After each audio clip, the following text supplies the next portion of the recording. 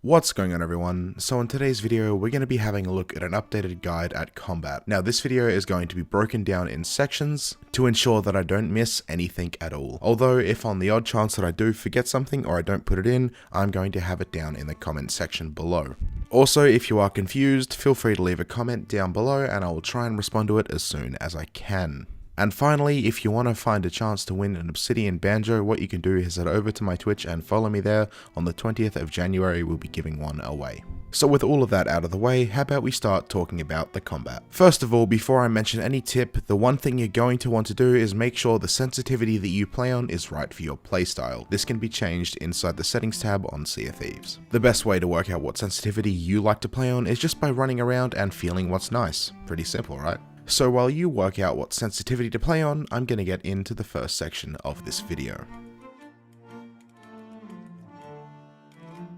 So starting off, let's talk about the different weapons and what their uses are. Also, this is probably a good time to note this is my opinion and this is what works for me. So starting off, let's talk about swords. In the current version of Sea of Thieves and for the foreseeable future, it seems that swords are going to be the only way to go for PvE. So that means every time you're taking down skeletons, bosses, or any sort of other animal or mob, always stick to your sword. Moving on to blunderbusses, they are very adaptable with a heavy focus on PvP, but you can use them for PvE as well. Although personally, I don't believe that is a smart move because any sort of PvP requires some sort of range, and I don't believe you can get range for more than 2 foot with a blunderbuss. Moving on from blunders, we have pistols. Now in my personal professional opinion, pistols are extremely well adapted for PvP situations, but you can also use them against the environment if you want to.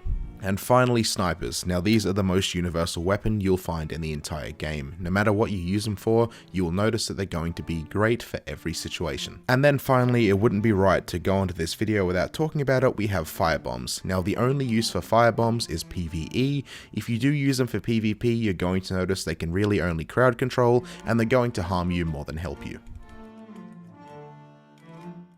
So, talking about all that, let's get into PvE. Now for PvE, the things you're going to want to note is the sword is going to be your best friend.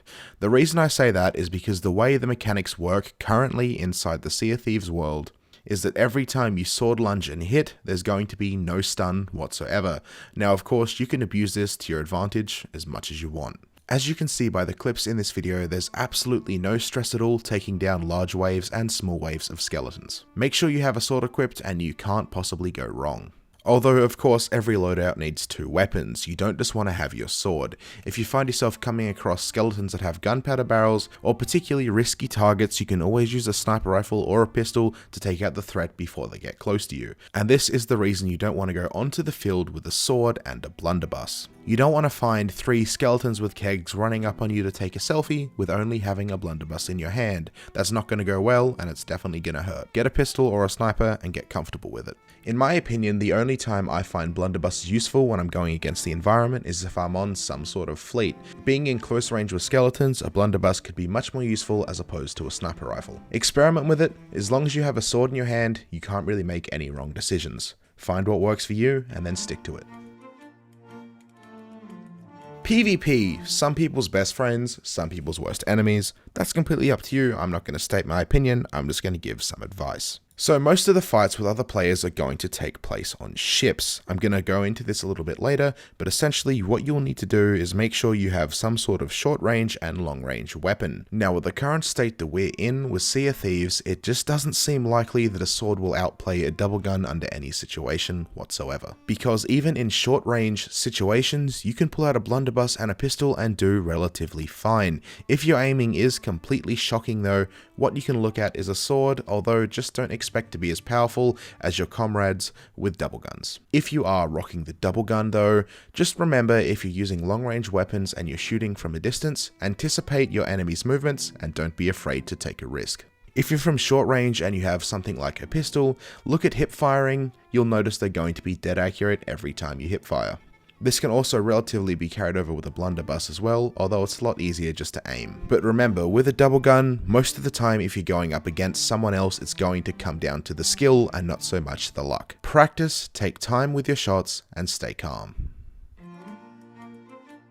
Now, for the entire part of this video, I'm going to take my opinion completely out of it and just talk about the straight facts. This is going to be controversial for some, also it's going to be very surprising for a lot of others. To say any of the things that I'm going to talk about are exploits and not game mechanics is profoundly absurd. Everything I'm about to mention has been given to us by the developers, most of them have been in since the launch of the game, and nothing has been done about them. I am just going to shed light at the situation that the developers have given us to use. It is also very crucial that I note I do not endorse any of the game mechanics that I'm going to mention, I'm just going to tell you that they do in fact exist. And finally, if you run a sword, you're going to notice that this part of the video isn't going to mean much or anything to you at all. It could just be something for you to take note about. So of course, the big thing that stands out with most people is the use of the double gun technique. Now, I'm not going to tell you how to do the double gunning technique, I'm just going to explain what it is and shed some light on the situation. So double gunning is using 2 bullets from both of your guns in a quick succession. This was in the game early on, but it was taken out and then it was brought back. But when they brought it back, it almost felt like they attached a skill gap to it. So the double gunning technique is something to take note if you're trying to take down some enemies in a quick succession.